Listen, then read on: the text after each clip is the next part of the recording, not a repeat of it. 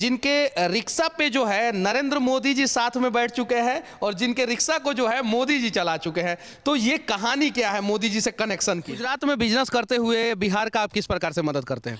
Services से जो जी auto है, and then we got into manufacturing, we got into trading, so we have e commerce also, so we have a group of company. जहाँ पर Uttar Pradesh economy और business की बात कर रही है, बिहार सरकार जातीय जनगणना में लगी हुई है, वो पैसा खर्चा कर रही है जनगणना पे। एज ए ग्रुप हम लोग 600 CR ये कर रहे हैं एज ए ग्रुप। युवाओं को क्या संदेश देना चाहते हैं जो हमेशा रोते रहते हैं कि हमारे लिए सरकार कुछ नहीं कर? आप बिहार के सिवान के IIM में आपने पढ़ाई किया, बिहार में बिजनेस नहीं किया, आपने गुजरात में बिजनेस किया, क्यों? भारत सरकार बोल रही है $5 ट्रिलियन का इकोनॉमी करने का, उत्तर प्रदेश खुद ही एक एम लेकर के चल रहा है कि हमको $3 ट्रिलियन का इकोनॉमी यहाँ पे करना है। जो आपने नरेंद्र मोदी जी के पास डॉक्यूमेंट्स बना के भेजा, क्या वो कभी बिहार सरकार के पास डॉक्यूमेंट भेजा था? प्राइम मिनिस्टर का निगाह मेरे ऊपर गया और मतलब वो उनकी महानता, वो फिर मुड़ करके आए और मुलाकात किए, मिले, कुशल से पूछे। सबसे अच्छा बिजनेस करने वाला स्टेट कौन सा है पूरे हिंदुस्तान? अगर सरकार नौकरी नहीं दे रही है तो हम नौकरी देने वाले बन जाए।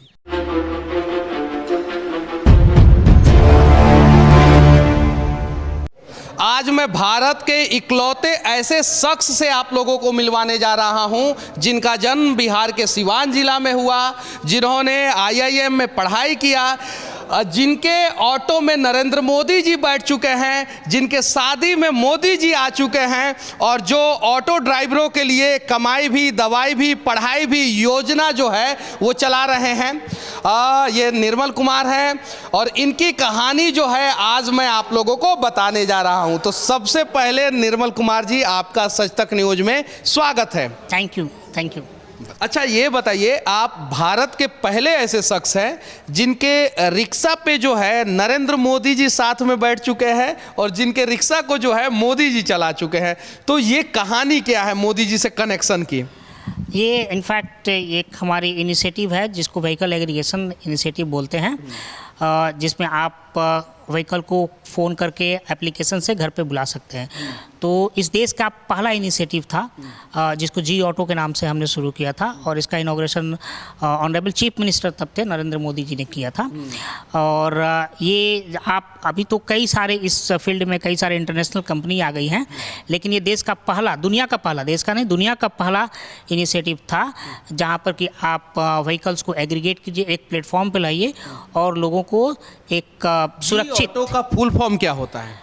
वैसे जी ऑटो का ऐसा कोई फुल फॉर्म नहीं है, बट हमने यहाँ पे जब शुरू किया था तो ये ग्रीन ऑटो था, बट हमें गुजरात से इतना सपोर्ट मिला, गुजरात गवर्नमेंट से, गुजरात के लोगों से इतना प्यार मिला कि मैं इस ग्रीन ऑटो को जी ऑटो कर दिया। अच्छा, आप बिहार के सिवान के IIM में आपने पढ़ाई किया, बिहार में बिजनेस नहीं किया, आपने गुजरात में बिजनेस किया, क्यों?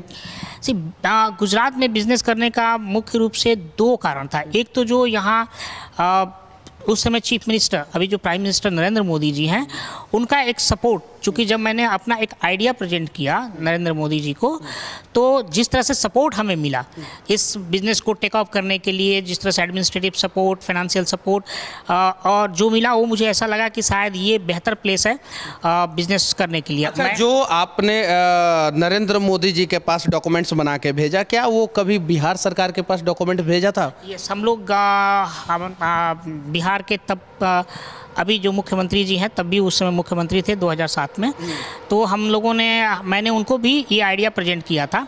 IIM में वो आए हुए थे और हमने कोशिश किया कि बिहार में शुरू करें चीज़ को, लेकिन वर्कआउट नहीं हुआ। जो ब्यूरोक्रेटिक का एक हर्डल होता है और गवर्नमेंट का वो इंक्लाइनेशन नहीं था बिज़नेस को एक्सेप्ट करने का, बिज़नेस को प्रमोट करने का, और उससे कई गुना बेहतर हमें यहाँ पर रिस्पांस मिला। तो फिर मैं गुजरात को चूज़ किया अपना बिजनेस करने के लिए, अपना कर्मभूमि बना। ऑटो का टर्नओवर क्या होगा? All together as a group हम लोग 600 CR ये कर रहे हैं एज अ ग्रुप, और we are kind of profitable very much. अच्छा, आप कौन कौन सा बिजनेस करते हैं? सो हम लोग स्टार्टिंग किए एज अ ट्रेडिंग बिजनेस से, सर्विसेज से, जो जी ऑटो है, and then we got into manufacturing, we got into trading, so we have E commerce also, so we have a group of companies. अच्छा, बजाज का जो 3 व्हीलर का आपका जो शोरूम है, सुनने में आता है कि गुजरात में लार्जेस्ट सेलिंग में से एक है। वन ऑफ द लार्जेस्ट हम लोग हैं गुजरात के, yes, one of the highest. कितने लोगों को आपने रोजगार दिया है? यहाँ पर डायरेक्टली हम लोग करीबन 70 to 80 पीपल यहाँ पे हैं इसमें, और ऑल टुगेदर हम लोग करीबन 25,000 ऑटो रिक्शा ड्राइवर्स हमसे एसोसिएटेड हैं। अब जरा सोचिए, अगर ये अपने दिव्यांगता का रोना रोते और बोलते कि हमारे लिए सरकार कुछ नहीं किया है, जॉब नहीं दे रहा है, नौकरी नहीं हो रहा है, तो शायद जो है आज ये 10 बाई 10 के कमरे में कहीं पड़े होते और रो रहे होते और भगवान तथा सरकार को कोस रहे होते। लेकिन इन्होंने अपनी दिव्यांगता को जो है एक बाधा नहीं माना, बल्कि उसे अपना ताकत बनाया, और गुजरात का एक one of the largest selling वाला जो है इनका ये शोरूम है, जहाँ पे जो है बजाज का 3 व्हीलर है। और साथ ही साथ जो है प्रत्यक्ष रूप से इन्होंने 80 लोगों को, सक्षम लोगों को रोजगार दिया है, और अप्रत्यक्ष रूप से 25,000 लोग जो है इनसे एसोसिएट हैं। इनका केबिन अब आगे है, उसमें हम लोग चलेंगे और उसे भी दिखाने का प्रयास करेंगे। और IIM में कब आप आए थे? 2006 में 2006 यानी 2008 में आप पास आउट हो गए थे। हाँ जी। अच्छा, शादी उदी हुआ है कि नहीं? हाँ हाँ, शादी हुआ है। शादी हुआ है। 2 बच्चे हैं। 2 बच्चे हैं। हाँ। अब तो अगला सवाल जो है उसका जवाब आपने खुद दे दिया। अच्छा, बीबी जो हैं उनका टर्नओवर कितने का है? सो वो भी पार्टनर है बिजनेस में। हाँ। इसमें भी पार्टनर है, वो वन ऑफ द डायरेक्टर्स हैं। हाँ। और वो भी। अच्छा, आपकी शादी में नरेंद्र मोदी जी आए थे, उसकी कहानी कुछ बताइए। सो मैंने ऑनरेबल चीफ मिनिस्टर से मैंने रिक्वेस्ट किया कि मैं शादी कर रहा हूँ और आप अगर आएँ तो हमें बहुत अच्छा लगेगा। उन्होंने ग्रेसफुली मेरे इनविटेशन को एक्सेप्ट किया और आए, और हमारे रिसेप्शन में काफ़ी समय बिताया, लोगों से मिले, लोगों से सबको बुला करके उन्होंने खुद बोला कि आप सभी आइए, फ़ोटो हमारे साथ लीजिए, कोई जिनको भी। तो लोग, भारत के आप इकलौते शख्स हैं जिनके शादी में नरेंद्र मोदी जी आए हैं, जिनके साथ ऑटो में नरेंद्र मोदी जी बैठे हैं, और जिनको जो है ऑटो में नरेंद्र मोदी जी घुमाए हैं। ये उनकी बड़प्पन है, ये उनका महानता है कि हमारे जैसे लोग जिनका कोई फाइनेंशियल बैकग्राउंड नहीं है, कोई पॉलिटिकल बैकग्राउंड नहीं है, कोई ऐसा मतलब ऐसा नहीं है कि हम अटैचमेंट के लिए कहीं किसी से पैर भी कोई दलाल आए। हम सिंपल एज ए स्टूडेंट मैंने उनको एक ईमेल किया और हमें उनसे अपॉइंटमेंट मिला। उन्होंने हमारे कार्य को सराहा और काम को देखते हुए उनसे हमारी इतनी नज़दीकी हुई कि उन्होंने जो भी मैंने रिक्वेस्ट किया उसको बहुत ही। अच्छा, यहाँ पे जो है सिर्फ और सिर्फ 2 गाड़ी है, और आप कह रहे हैं कि गुजरात का one of the largest seller auto dealer हूँ, तो बाकी सारी गाड़ियाँ कहाँ हैं? हमारे गोडाउन पे स्टॉक यार्ड है हमारा है। हाँ। सो वहाँ पे गाड़ियाँ पड़ी रहती हैं। वहाँ पे पड़ी रहती, तो चलिए वहाँ पे भी चलते हैं और वहाँ से भी कुछ कहानी को दिखाते हैं। मनीष जी, मैं आपको चलिए अपना वर्कशॉप दिखाता हूँ। हाँ। जहाँ पे कि हमारी जो गाड़ियाँ होती हैं, जो हमारे से जुड़े हुए जो मेंबर्स हैं, उनकी गाड़ियों को कैसे हम लोग बेहतर रहे गाड़ी, ताकि उनकी कमाई अच्छी हो पाए, और सर्विसेज हम देते हैं, वो मैं आपको दिखाना चाहूँगा। तो यहाँ पे मतलब कि सिर्फ और सिर्फ 3 व्हीलर ऑटो रहता है या और भी कुछ? ओनली 3 व्हीलर, केवल 3 व्हीलर, सिर्फ 3 व्हीलर। और एक दिन में कितनी गाड़ियों का सर्विसिंग हो जाता है? हम लोग करीबन ऑन एन एवरेज 50 गाड़ियों का करते हैं। 50 गाड़ियों का एक दिन में सर्विसिंग? एक दिन। ये बताइए कि किसी भी प्रकार का ड्राइवर के साथ या जो ऑटो मालिक हैं उन लोगों के साथ फर्जीवाड़ा, जो स्पेयर पार्ट्स सही है उसे भी बदल देना, ऐसा कुछ नहीं होता है? वो तो गुंजाइश ही नहीं है, क्योंकि हमारे जितने भी चीज़ें हैं सारे ब्रांडेड और कंपनी ओन्ड ये होते हैं, ब्रांडेड का सारे स्पेयर पार्ट्स होते हैं। उसके अलावा हमारा बेसिक ध्यान ये रहता है कि इनका कम से कम समय में गाड़ी को कैसे दे दिया जाए बना करके, जिससे कि इनकी कमाई का लॉस ना हो। जो हमारी योजना है, कमाई भी, पढ़ाई भी, दवाई भी, तो कमाई का इनका लॉस ना हो, ये हमारा बहुत ज़्यादा ध्यान रहता है। कम से कम टाइम में इनको गाड़ी दिया जाए, बेहतर सर्विस दे करके। तो कितना समय में दे देते हैं गाड़ी? सो ऑन एन एवरेज सब तो वो डिपेंड करता है कि मेजर काम है, माइनर काम है, बट 40 मिनट से लेकर के फिर डिपेंड करता है कितना बड़ा काम है, तो उसके अनुसार होता है। उसके अनुसार होता है। बट तो उसमें हम इनको मिनिमाइज, मैक्सिमम टाइम हम मिनिमाइज कर पाएँ, ये हमारा ध्यान रहता है। अच्छा, तो यहाँ पे किसी भी प्रकार का फर्जीवाड़ा नहीं होता है? फर्जीवाड़ा का चांस ही नहीं है, गुंजाइश ही नहीं है। बेटर परफॉर्मेंस के लिए यहाँ पर रिवार्ड दिया जाता है। जो हमारे एम्प्लॉयज़ हैं, अच्छे बिहेवियर के लिए, बेटर परफॉर्मेंस के लिए, फास्ट वर्किंग के लिए उनको रिवार्ड दिया जाता है। इंसेंटिव सिस्टम यहाँ पे हम बना रखे हैं ताकि काम जल्दी हो, अच्छे से हो और लोगों को यहाँ पे बेहतर सर्विस मिले, बेहतर सुविधा मिले। ये हमारा स्टॉक यार्ड है जहाँ पे हमारे स्टॉक्स रहते हैं, यहीं से डिलीवरी होता है गाड़ियों का। तो आपको दिखाता हूँ स्टॉक यार्ड अपना। ये शोरूम में सिर्फ और सिर्फ 2 ही रखे थे? हाँ, शोरूम में तो जनरली क्यों क्राउड काफ़ी रहता है, सो क्राउड को के चलते वहाँ पे स्पेस कम होता है और हम चाहते हैं कि बेहतर सर्विस मिले लोगों को, तो वहाँ पे कंजस्टेड ना हो व्हीकल लगा करके, और व्हीकल हम यहाँ पर रखते हैं। व्हीकल यहाँ पे रखते हैं। ये सारा, ये इसमें कितना होगा अभी? तो 150 के आसपास होगा। हाँ, 150 किलो में होगा। ऑन द वे रहता है यहाँ पे, मतलब कि कैपेसिटी इसका 200 के करीब में है गाड़ियों का इसका। तो हाँ, तो 200 करीबन रहता है ऑन एवरेज।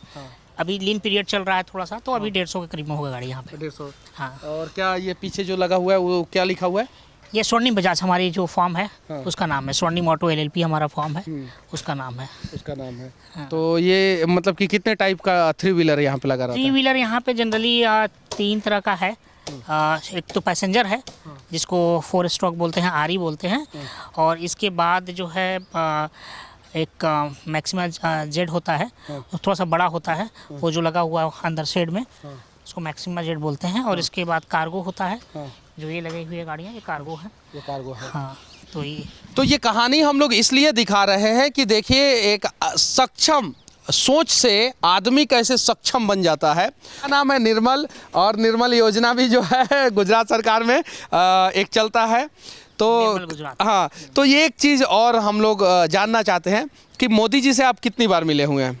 कई बार मिले हैं। मतलब कि 2-4 बार, 5 बार? नहीं, 20-25 बार से ज़्यादा मिला होगा। कई बार मिला। अच्छा, वो कहानी बताइए कि जब मोदी जी जो है वो कहीं जा रहे थे और गाड़ी छोड़ के उतर गए और आपसे मिलने चले हैं। हाँ, ये गांधीनगर में हुआ था, एक इंटरनेशनल समिट था और वहाँ पे मैं खड़ा था। चूँकि PM प्रोटोकॉल होता है तो आदमी जो दूर ही रहते हैं सब कोई, सो प्राइम मिनिस्टर का निगाह मेरे ऊपर गया और मतलब वो उनकी महानता, वो फिर मुड़ करके आए और मुलाकात किए, मिले, कुशल से पूछे। सबसे अच्छा बिजनेस करने वाला स्टेट कौन सा है पूरे हिंदुस्तान में? चूँकि आप IIM से पास आउट हैं इसलिए मैं ये सवाल कर रहा हूँ। जैसा मेरा एक्सपीरियंस रहा है और जो मैं स्टडी भी करता हूँ कि जो ईज़ ऑफ डूइंग बिजनेस है और जिस तरह से लॉ एंड ऑर्डर एंड बाकी सारे एक बिजनेस के लिए इकोसिस्टम है, हमें लगता है गुजरात से बेहतर प्लेस कहीं नहीं है इंडिया में। अच्छा, युवाओं को क्या संदेश देना चाहते हैं जो हमेशा रोते रहते हैं कि हमारे लिए सरकार कुछ नहीं कर रहा है,